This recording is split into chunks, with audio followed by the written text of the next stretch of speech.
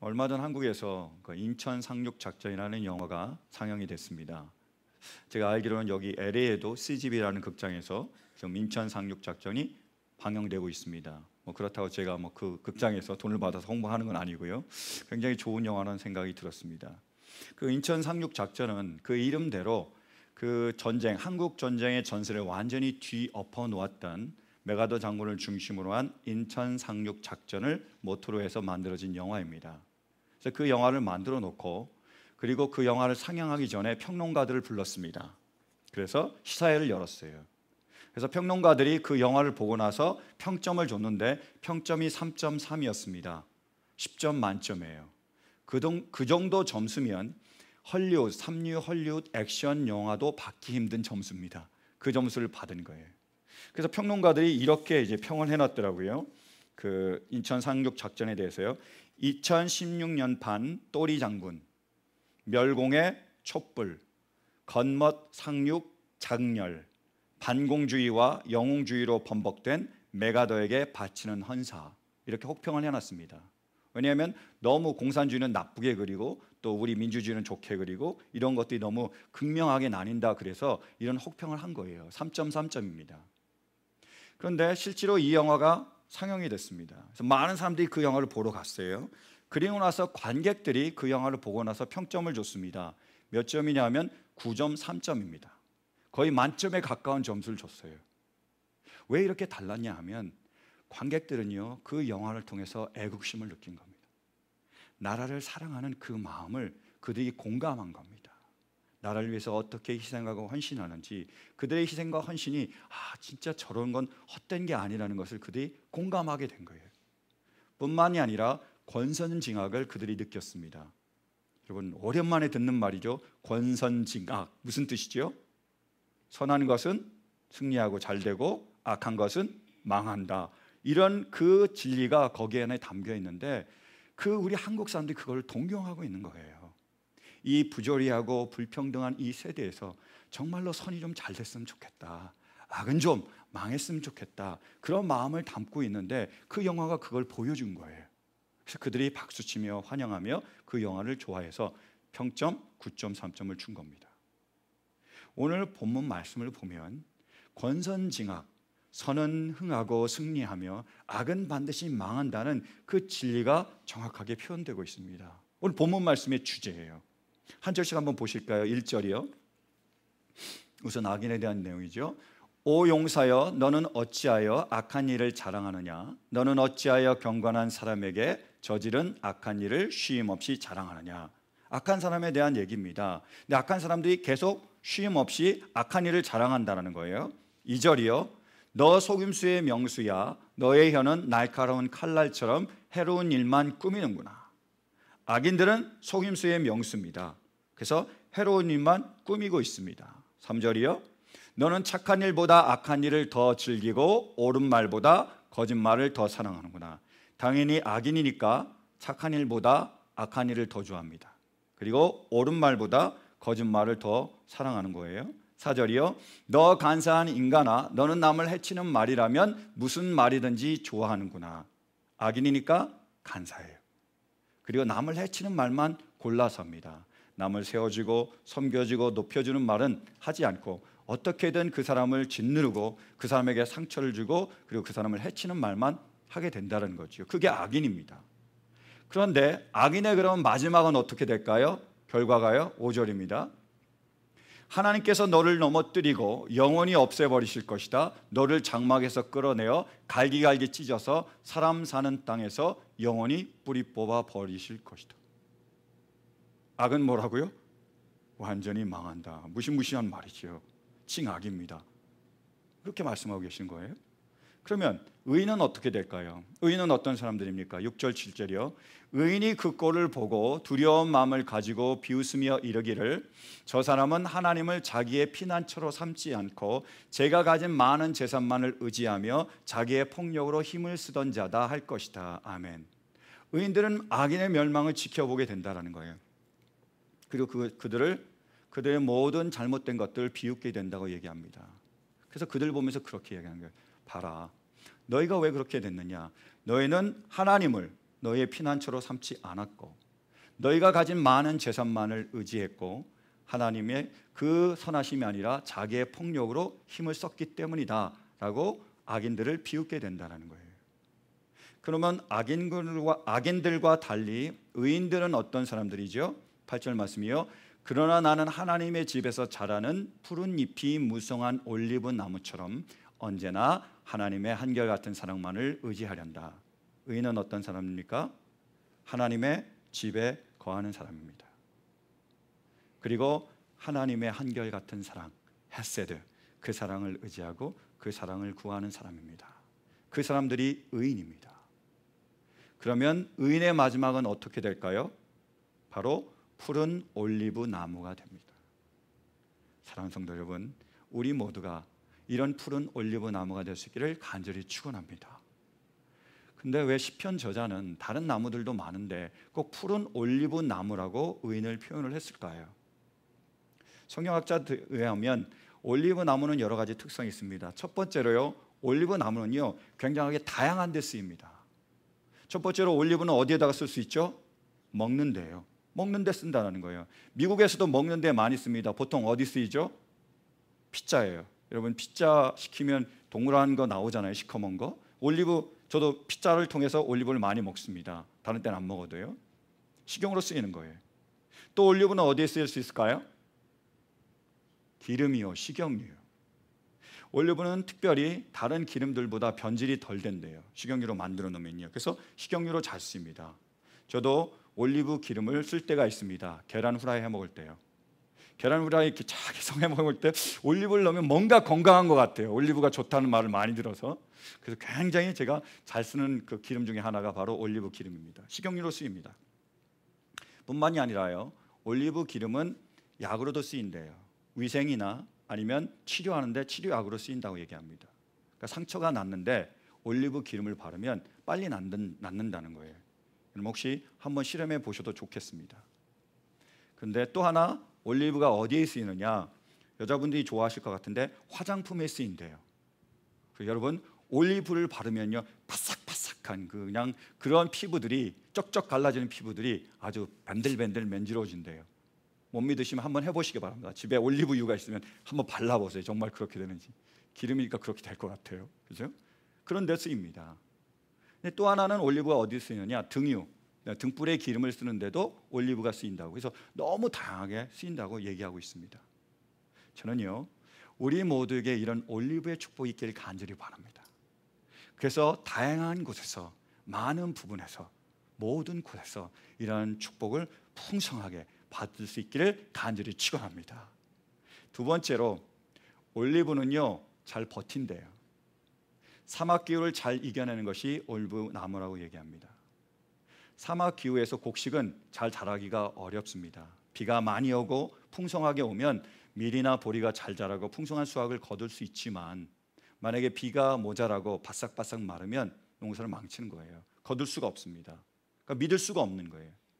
근데 나무는 비록 바싹바싹 마르더라도 뿌리를 깊이 내리고 있기 때문에 잘 버텨냅니다. 그래서 믿을 수가 있는 거예요. 경제적으로 곡식보다 훨씬 안정적이라고 얘기합니다. 여러분, 저는 요즘 우리 시대를 보면서 그런 생각을 해요. 참 사막과 같다, 참 메마르고 척박하다, 이런 생각을 합니다. 어떤 분이, 어떤 성도님 또 하소연하시더라고요. 날씨가 너무 더워서 걱정입니다. 이불을 안 사요, 이렇게 얘기하시더라고요. 걱정이잖아요. 그죠? 그래서 저는 간절히 원하는 것은 우리가 이러한 척박하고 메마른 상황 속에서도 하나님의 은혜가 있기에 우리에게 하나님의 크신 축복이 임하셔서 그 가운데서도 우리에게 축복이 있을 수 있기를 간절히 축원합니다. 세 번째로요, 또 올리브에게는 어떤 특성이 있느냐? 올리브는요 수백 년 동안 열매를 맺는 상록수라고 얘기합니다. 푸른 나무래요. 수백 년 동안이에요. 그래서 올리브는 그 비록 줄기가 죽어도요 가지는 남아있대요. 살아남아서 가지만 남아서 열매를 맺는 게 올리브라고 얘기합니다. 그래서 수백 년 동안 푸르는 거예요. 열매를 맺는 거예요. 저는 무엇보다도 이러한 축복이 우리 가운데 임하기를 바랍니다. 일시적인 축복, 반짝거리는 축복 받을 뿐만이 아니라 우리의 축복, 영원한 축복, 그러한 축복이 우리 가운데에 특히 우리 자녀들 가운데, 우리 가정과 직장 가운데 임할 수 있게 되기를 간절히 축원합니다. 그래서 이렇게 얘기한 거예요. 그래서 악인과 의인을 나누고, 그리고 악인의 대표와 의인의 대표를 소개하고 있습니다. 악인의 대표는 도액이고요, 의인의 대표는 아히멜렉입니다. 이 시편 52편의 배경은 이렇습니다. 이렇게 설명하고 있어요. 지휘자를 따라 부르는 다윗의 마스길. 에돔 사람 도액이 사울에게로 가서 다윗이 아히멜렉의 집에 와 있다고 알렸을 무렵에 다윗이 지은 시. 이게 이 시의 배경입니다. 사울이요, 다윗을 죽이려고 했습니다. 창을 막 던지는 거예요. 그러니까 다윗이 이러다간 창에 맞아 죽을 것 같으니까 도망칩니다. 옆에 있는 소년들과 같이, 자기가 함께했던 그런 소년들과 같이 도망을 쳐요. 그래서 어디로 갔느냐? 노비라는 땅에 갑니다. 거기에 아히멜렉이라는 제사장이 있어요. 제사장을 찾아갑니다. 배가 고픈 거예요. 도망치느라고 아무것도 준비가 안 되세요. 그래서 부탁합니다. 제사장님, 혹시 먹을 게 있으면 좀 주실 수 없습니까? 라고 물어봤더니 그 제사장이 얘기합니다. 아히멜렉이요, 다른 건 하나도 없고 진설병이 있다. 하나님께 드릴 거룩한 떡이 있다 라고 얘기했습니다. 그리고 다윗과 그 함께한 그 소년들에게 그 떡을 나누어 줍니다. 떡을 먹은 거예요. 배가 불렀습니다. 그리고 나서 다윗이 또 부탁합니다. 제가 아무것도 없이 이렇게 나와 있는데 혹시 가진 무기가 있습니까? 창이나 칼이 있습니까? 라고 물어봤더니 아히멜렉이 뭐라고 얘기하죠? 당신이 쳐서 죽인 골리앗의 칼을 내가 지금 보관하고 있다, 이렇게 얘기합니다. 그래서 그 골리앗의 칼을 다윗에게 내줘요. 그 당시에는 다윗이 어렸으니까 들고 다닐 수 없었지만 지금은 장정이 됐기 때문에 충분히 들고 갈 수 있는 거예요. 그래서 배불리 먹고 그 다음에 골리앗의 칼을 들고 다윗이 그곳에서 떠나서 아둘람 굴로 다시 도망을 합니다. 근데 문제는 뭐냐면 그 당시에 노베 그 제사장 곁에 도액이라는 사람이 있었습니다. 이 사람은 에돔 사람이었고요, 사울의 목자장입니다. 목자들의 짱이에요. 근데 이 사람들이 이 사람이 그것을 주의 깊게 보다가 어떻게 했느냐? 사울 왕에게 가서 다 고해 바친 거예요. 다윗이요, 노브로 왔습니다. 아히멜렉을 만났는데요, 아히멜렉이요, 떡도 주고 무기도 내줬습니다 라고 다 고해 바친 거예요. 사울이 가만히 있었을까요? 아니, 어떤 사람인데요, 당장에 군사를 이끌고 노브로 왔습니다. 그리고 아히멜렉을 비롯한 제사장들 다 불러 모은 거예요. 85명 정도가 모였습니다. 그들의 호통을 치는 겁니다. 너희가 어떻게 그럴 수 있느냐? 너희가 어떻게 다윗을 도울 수 있느냐? 어떻게 너희가 나를 배신할 수 있느냐? 너희가 어떻게 이 나라에 이런 해로운 행동을 할 수 있느냐? 라고 호통을 치고 나서는 85명을 다 죽여버렸습니다. 아히멜렉을 비롯한 거기에 모인 제사장을 다 죽인 거예요. 뿐만이 아니라 높 성에 있는 남자, 여자, 어린아이, 젖먹이, 심지어 동물까지 다 죽였다고 성경은 기록하고 있습니다. 여러분, 권선징악이 맞습니까? 권선징악이 무슨 뜻이죠? 선은 망하고 악은 흥한다고요? 아니잖아요. 근데 지금 어떻게 된 겁니까? 도액은 오히려 잘 된 것 같고 흥한 것 같고, 그리고 아히멜렉은 망한 것 같이 보이잖아요. 성경이 여기서 끝난다면 성경이 아니죠. 진리일 수가 없습니다. 성경의 이야기는 계속됩니다. 그래서 사무엘상 22장으로 연결이 돼요. 보실까요? 사무엘상 22장. 아이두베의 손자이며 아히멜렉의 아들인 아비아달은 거기서 피하여 다윗에게로 도망하였다. 아비아달은 다윗에게 사울이 주님의 제사장들을 몰살시켰다는 소식을 전하였다. 계속이요, 23절까지요. 다윗이 아비아달에게 말하였다. 그날 내가 에돔 사람 도액을 거기에서 보고서 그가 틀림없이 사울에게 고자질 하겠다는 것을 그때 이미 짐작하였어. 제사장의 집안이 몰살당한 것은 바로 내가 책임져야 하오. 이제 두려워하지 말고 나와 함께 지냅시다. 이제 나의 목숨을 노리는 사람이 바로 당신의 목숨을 노리는 사람이기도 하니 나와 함께 있으면 안전할 것이오. 이렇게 얘기했습니다. 당신의 아버지와 그 모든 사람들이 그렇게 된 것은 내 책임입니다. 내가 이제부터 당신을 책임지겠습니다. 내가 당신을 생명을 걸고 지킬 것이고 나와 함께 모든 자리에 참여하게 하겠습니다 라고 얘기를 해준 겁니다. 그래서 아비아달은 다윗과 함께 지내게 됐고 그 보호 아래 거하게 됐고, 다윗이 그 왕국을 찾았을 때, 자기의 왕국을 세웠을 때 그 왕국과 다윗을 섬기는, 하나님을 섬기는 그 제사장으로서의 축복과 은혜를 아비아달은 누린 겁니다. 비록 아버지가 그 희생을 하고 그 모든 것이 끝난 것 같았지만 그렇지 않았다는 것이, 이것이 연결되고 있다는 것을 보여주고 있습니다.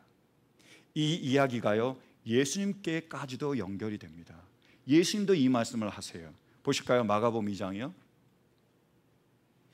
자, 함께 봉독하겠습니다. 시작. 예수께서 그들에게 말씀하셨다. 다윗과 그 일행이 먹을 것이 없어서 굶주릴 때에 다윗이 어떻게 하였는지를 너희는 읽지 못하였느냐?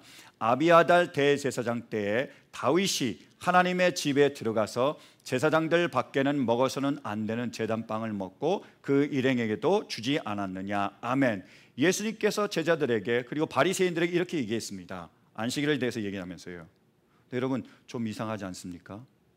아마 주의 깊게 제 이야기를 들으셨다면 이상한 걸 하나를 발견하셨을 거예요. 뭐냐면, 자, 사무엘상에서 다윗이 놉당에 가서 제사장을 만났는데 그 사람의 이름이 뭐였죠? 아히멜렉이었습니다. 왕의 형제라는 의미를 가지고 있어요. 근데 예수님께서 지금 바리새인들에게 얘기하기를 다윗에게 떡을 준 사람이 누구라고요? 보실까요? 26장 시작. 뭐요? 아비아달이라고 얘기하고 있어요.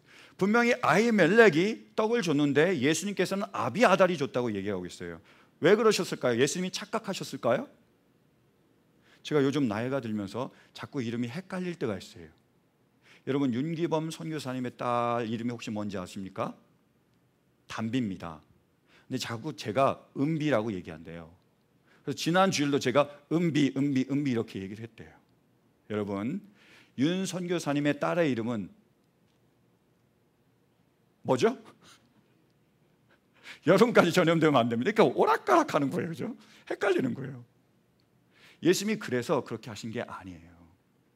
예수님은요, 특별한 목적을 가지시고 아히멜렉 대신에 아비아달을 쓰셨습니다. 왜요? 아히멜렉이 죽었지만 실은 아비아달로 살았다라는 거예요. 아히멜렉으로 끝난 것 같았지만 아니라는 겁니다. 아비아달로 시작이 되었다고 얘기하고 있습니다. 아히멜렉으로 망한 것 같지만 그렇지 않다라는 거예요. 아비아달로 살아나며 흥하게 하실 거라고, 그것을 말씀하기 위해서 일부러 그렇게 말씀하신 거예요. 그리고 아비아달이라는 이 이름 안에도 그 의미가 그대로 담겨 있습니다. 아비아달이라는 뜻은요, 바로 풍요로운 아버지, 생존하시는 아버지라는 뜻을 가지고 있습니다. 그렇죠? 죽은 것 같으나 살아있고, 비천한 것 같으나 존귀하며, 망한 것 같으나 승리하며, 그리고 멸망이 아니라 영원한 영광에 이르는 그 이름, 그 영광, 그것을 담고 있습니다. 그것이 그리스도인의 삶이에요. 어떤 분은 그러시더라고요. 아니, 우리가 잘 살 때, 우리가 살아있을 때, 이 땅에 있을 때 축복을 받아야지, 죽으면 무슨 소용이 있습니까? 이런 분들이 있어요. 여러분들 혹시 그런 말 들어보셨어요? 여러분도 그렇게 생각하십니까? 이 땅에서 잘 살아야지, 죽으면 무슨 소용이 있느냐? 여러분은 어떠십니까? 여러분, 두 가지가 있습니다. 이 땅에서 잘 살기를 원하십니까? 아니면은 저 하나님 나라에서 잘 살기를 원하십니까? 어떠세요? 그렇죠? 우리 와이프하고 똑같이 얘기하시네요. 둘 다죠, 둘 다. 그렇죠? 이 땅에서도 잘 되고 그리고 하나님 나라에서도 잘 되면 좋죠. 근데요, 만약에 둘 중에 하나를 선택해야 된다면 어떤 것이 더 나은 걸까요? 그리스도인들에게 죽음은요, 끝이 아니라 시작입니다. 우리가 이 세상을 다 마쳤을 때 우리는 하나님 아버지 앞에 반드시 서게 됩니다. 그 앞에서의 하나님은 아주 공정한, 아주 정확한 평가를 내리십니다. 심은 대로 반드시 평가를 해주시는 거예요. 그래서 이 땅에서 하나님을 위하여 우리가 많은 것을 심었으면 많은 것을 받게 하실 것이고, 별로 심은 게 없으면 별로 받지 못합니다. 근데 이게 중요한 이유는 뭐냐면 끝이라는 거예요. 그게 영원히 이어집니다. 금과 은과 같은 상업도 영원히 이어지지만 집과 풀처럼 타서 없어질 상급도 영원하다는 거예요. 무엇이 더 중요하죠? 하나님 나라에서 받는 상급이 더 중요합니다. 여러분, 이 땅에서 받은 축복 많이 받을 수 있기를 간절히 바랍니다. 근데요, 저 하나님 나라에서 영원한 축복을 받을 수 있기를 간절히 축원합니다. 말씀 한번 보실까요? 우리 요한계시록 20장이요. 내가 또 보좌들 위에 사람들이 앉아 있었는데 그들은 심판할 권세를 받은 사람들이었습니다. 요한계시록의 환상입니다. 마지막 때의 모습이에요. 또 나는 예수의 증언과 하나님의 말씀 때문에 목이 베인 사람들의 영혼을 보았습니다. 그들은 그 짐승이나 그 짐승 우상에게 절하지 않고 그들의 이마와 손에 그 짐승의 표를 받지 않은 사람들입니다. 그들은 살아나서 그리스도와 함께 1000년 동안 다스렸습니다. 계속이요. 그 나머지 죽은 사람들은 1000년이 끝날 때까지 살아나지 못하였습니다. 이것이 첫째 부활입니다. 이 첫째 부활에 참여하는 사람은 복이 있고 거룩합니다. 이 사람들에게는 둘째 사망이 아무런 세력도 부리지 못합니다. 이 사람들은 하나님과 그리스도의 제사장이 되어서 1000년 동안 그와 함께 다스릴 것입니다. 7절이요? 계속이요? 없습니까? 그 본문이요. 여기까지 보겠습니다. 여러분, 지금 그 요한이 사도 요한이 마지막 때의 모습을 보고 있습니다. 하나님 앞에 섰을 때 그 모습을 보고 있어요. 근데 어떤 일이 벌어진다고요? 누가 축복을 받고 있습니까? 누가 하나님과 함께 영원한 나라에서 왕노릇을 하고 있는 거죠? 누가 복이 있다고요? 목을 베인 사람들과 주님을 위하여 끝까지 짐승의 표를 받지 않고 고난을 당한 사람입니다. 그들은 첫째 부활에 참여하고 둘째 사망이 없습니다. 만약에요, 여러분, 이 세상이 우리의 끝이라면 주님을 위해서 우리가 수고하고 그 모든 고난을 받는 것은 어리석고 무가치한 일입니다. 아무런 도움이 안 돼요. 네, 만약에요, 이 세상의 끝이 아니라면, 우리가 하나님 나라에 간다면, 하나님께서 우리에게 상급을 주신다면, 이 땅에서 우리가 주님을 위하여 흘리는 모든 눈물과 그 땀은, 모든 수고는 가장 지혜롭고 가장 가치 있는 일입니다. 왜요? 주님께서 반드시 영원한 상급으로 우리에게 갚아주실 것이기 때문입니다. 그러므로 하나님의 나라가 있는 그리스도인들에게 희생은 결코 손해가 아니라 축복이며 은혜입니다. 희생은요, 축복이며 은혜입니다. 여러분, 요즘 리우에서 올림픽이 한창이죠. 잘 보고 계십니까? 그 올림픽에서 우리 한국이 양궁에서 전 종목을 석권을 했습니다. 4개의 금메달이 걸려 있어요. 남자 단체, 여자 단체, 남자 개인, 여자 개인 다 금메달을 땄습니다. 처음으로 일어난 일이었어요. 외신에서 난리가 났습니다. 근데 그 금메달을 딴 다음에 외국 신문 기자가 이렇게 물어봤습니다. 혹시 운으로 딴 거 아니냐고. 화살은 바람의 영향도 많이 있고 막 이렇기 때문에 그냥 어쩌다가 금메달 딴 거 아니냐고 얘기하니까 난리가 난 거예요. 어떻게 그렇게 말할 수 있냐는 거죠. 양궁 선수들은요, 새벽부터 일어나서 8시까지 활을 쏜대요. 그리고 저녁 8시부터 밤 10시까지 자유시간을 갖고 잔답니다. 그 다음에 일어나 또 새벽에 일어나서 똑같이 그렇게 한대요. 그래서 보통 400발에서 하루에 600발 이상을 쏜대요. 그러고 나면 기진맥진해 주는 거죠. 근데 실은요, 그렇게 하지 않는답니다. 8시까지 활을 다 쏘고 자유시간을 준대요. 그럼 와서 자유시간을 이제 누리기도 하고 TV도 보기도 하다가 한 사람씩 사라진대요. 화장실 간 게 아니라 연습하러 가는 겁니다. 그래서 10시고 11시고 불을 켜놓고 계속 개인 훈련을, 개인 연습을 한다는 겁니다. 여러분, 그 양궁 선수들이 자기가 보고 싶은 거 계속 볼 수 있을까요? 자기가 하고 싶은 거 다 할 수 있을까요? 가고 싶은 것 다 못 가요. 그러면 그들이 하는 그 모든 희생이 여러분 손해라고 생각하십니까? 어떠세요? 엄마라고 불러도 돼요라는 책을 쓴 KT 데이비스라는 그러한 자매가 있습니다. 이 자매는 그 책을 쓸 때에 23살인 여자였어요. 미국 자매입니다. 이 자매가 고등학교를 2007년에 졸업하고 우간다로 넘어갔습니다. 한 1년 동안만 가보겠다고. 근데 그곳에서 14명의 아이를 입양합니다. 그리고 정말 자기 혼자 그 아이들 키우는 엄마와 그리고 수많은 아이들 돕기 위해서 아마지아라는 비영리 단체도 만들어서요, 아이들 지금 계속 돌보고 있는 거예요. 엄마처럼요. 이분이 쓰신 책이 바로 엄마라고 불러도 돼요. 왜냐하면 그 아이들이 이 자매에게 찾아와서 그렇게 말하는 거예요. 내가 엄마라고 불러도 돼요. 그래서 그 타이틀을 따서 쓴 책입니다. 이 책에 이런 내용이 있습니다. 기독교 가정에서 태어난 나는 어릴 때부터 열심히 교회를 다니며 예수님에 관해 배웠다. 나는 12살 무렵 성경의 진리를 탐구하기 시작했다. 예수님의 말씀을 들으면 들을수록 내 주변의 삶에 점점 흥미를 잃어갔다. 나를 더 깊이 원하시는 하나님을 느꼈고 나 역시 그분을 더욱 원하게 되었다. 의미 있는 삶, 그 누가도 다른 삶, 새로운 삶에 대한 열정이 내 안에서 쑥쑥 자라났다. 그동안 정작 예수님의 말씀대로 실천하지는 않으면서 그분을 사랑한다고 말로만 떠들었구나. 이제는 예수님이 명령하신 대로 살아야겠다는 거룩한 의무감이 나를 사로잡았다. 그래서 내 삶을 내려놓았다. 처음에는 잠깐만 내려놓을 참이었다. 대학에 들어가기 전에 더도 말고 1년만 일탈했다가 평범한 내 일상으로 돌아오려 했다. 하지만 우간다에서 1년을 보내고 난 뒤에는 정상적인 삶으로 돌아가는 것이 불가능해졌다. 인생의 참맛을 맛보고 나서 아무렇지도 않은 척 자신을 속이며 살 수는 없었다. 그래서 또다시 내 삶을 내려놓았다. 단 이번에는 그 기간이 꽤 길어졌다. 대학도, 예쁜 브랜드 옷도, 작고 귀여운 내 노란색 스포츠카도, 남자친구도 모두 내려놓았다. 세상 사람들이 말하는, 좋다고 말하는 것들은 다 내 곁에서 사라졌다. 심지어 며칠간은 전기 구경도 못했다. 대신 정말로 좋은 것을 다 얻었다.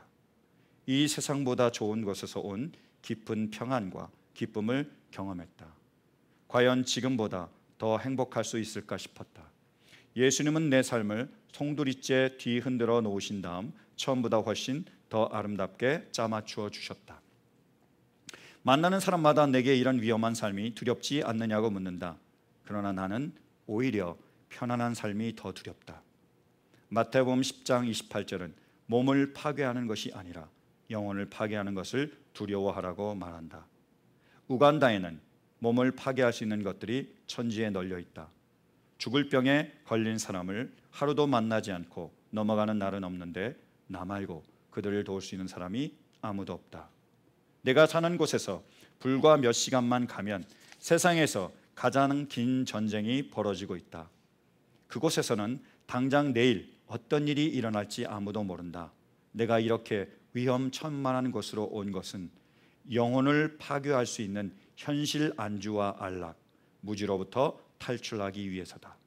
병이나 비극보다 더 무서운 것은 예수님을 외면하고 오직 나만 생각하는 사회에서 사는 일이니까. 여러분, KT의 희생이 손해라고 생각하십니까? 하나님의 축복이며 은혜라고 생각하십니까? 쉰들러 리스트라는 영화로 알려진 오스카 쉰들러라는 분이 계십니다. 이분은 독일인 사업가예요. 근데 놀라운 것은 뭐냐면 자기 고향에 군수 공장을 세웁니다. 군수품 공장을 세워요. 그리고 나서요, 아우슈비츠로 끌려갈 수많은 유대인들, 1000명이 넘는 유대인들을 그 공장으로 고용을 합니다. 피신을 시킨 거죠. 그래서 그곳에서 그들을 7개월간 먹이며 입히며 재우며 돌봐줍니다. 그 한 사람 때문에 1200명의 유대인들이 생명을 얻게 됩니다. 한번 보실까요? 그 영상 보여주시겠어요? 여러분, 쉰들러 리스트 그 영상의 한 장면입니다.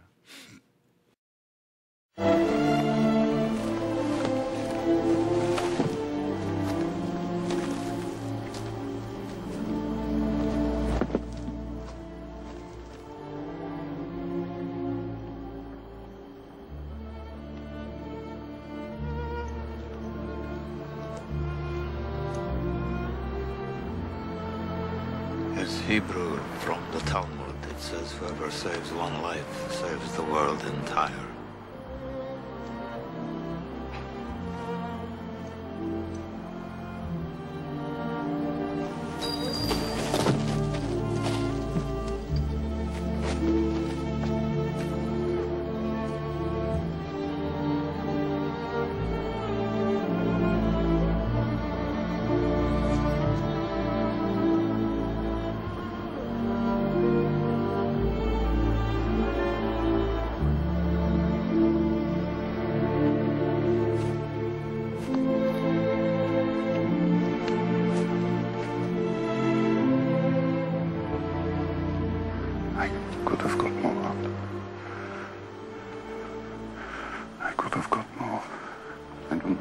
If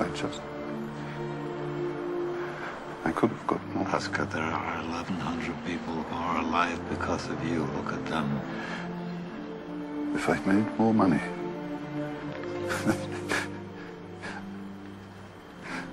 I threw away so much money. You have no idea. If I just... There will be generations because of what you did. I didn't do enough. You did so much.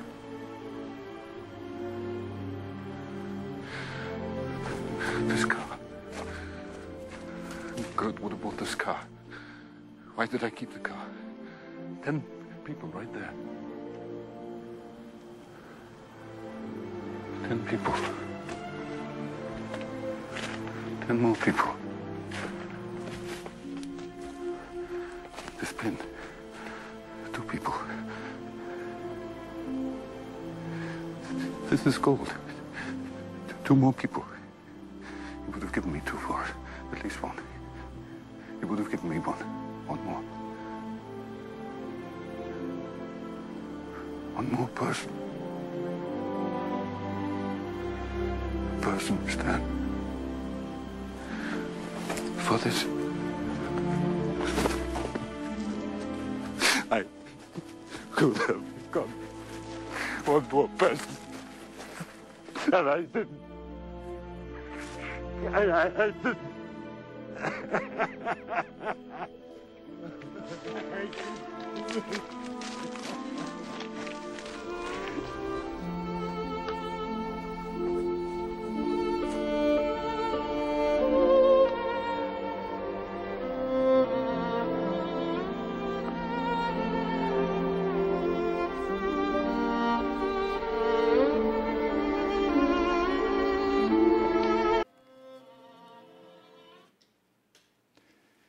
이렇게 그 오스카 쉰들러는 1,200명 이상의 유대인들을 구해줍니다.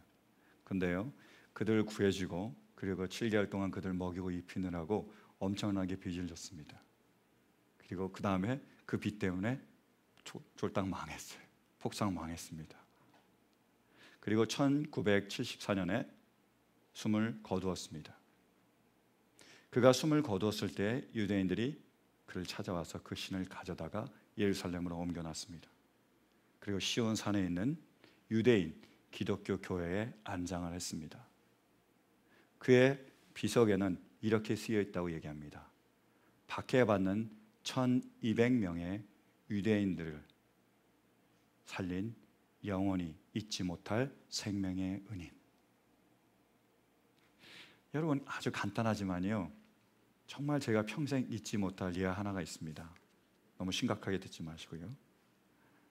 한 청년이 어느 날 아주 유명한 석공을 찾아갔습니다. 그래서 그 석공에 얘기하는 거예요. 우리 아버지가 있는데요, 이 아버지가 며칠 전에 돌아가셨습니다. 그래서 아버지를 위해서 아주 멋있는 비석을 하나 세워주고 있습니다. 돈은 걱정하지 마시고요, 정말로 좋은 돌을 써가지고 좋게 아름답게 글씨를 새겨가지고 비석 하나를 만들어 주십시오 라고 부탁을 했어요. 그 석공이 얘기합니다. 걱정하지 말라고, 내가 아주 잘 만들어 주겠다고. 근데 아버지가 생전에 살아있을 때 무슨 일을 하셨냐고 물어봤어요. 생각해 본 겁니다. 별로 생각나는 게 없는 거예요. 그래서 이렇게 얘기했습니다. 그냥 그렇게 살다가 그냥 돌아가셨어요. 그래서 이 석공이 그 말을 주의 깊게 들었더니 알았다고, 돌아가라고, 내일 오면 그 비석을 찾을 수 있다고 얘기를 했습니다. 그 다음 날 그 청년이 다시 그 석공을 찾으러 갔습니다. 그리고 그 석공에 만든 비석을 보고 깜짝 놀랐습니다. 딱 3 단어가 쓰여 있었던 거예요. 먹다, 싸다, 죽다. 땡. 이거였습니다. 여러분, 언젠가 우리도 주님 앞에 서게 될 겁니다. 그죠? 근데 우리가 주님 앞에 섰을 때 우리를 떠나보냈던 우리의 자녀와 우리의 후손들은 우리를 어떻게 기억할까요? 이 땅에서 잘 먹고 잘 입고 잘 놀고 잘 싸고 잘 죽은 사람, 아니면 하나님의 나라를 위하여 살고 하나님의 나라로 돌아간, 그곳에서 영원히 하나님의 상급을 누리는 하나님의 사람 장, 어떻게 기억을 할까요? 여러분, 오늘 우리에게 주시는 하나님의 말씀을 우리가 아멘으로 받을 수 있기를 바랍니다. 그리고 이 말씀으로 제가 전할 모든 말씀을 마치길 원합니다. 7절과 8절 말씀입니다. 함께 보실까요? 우선 7절이요. 본문 7절입니다.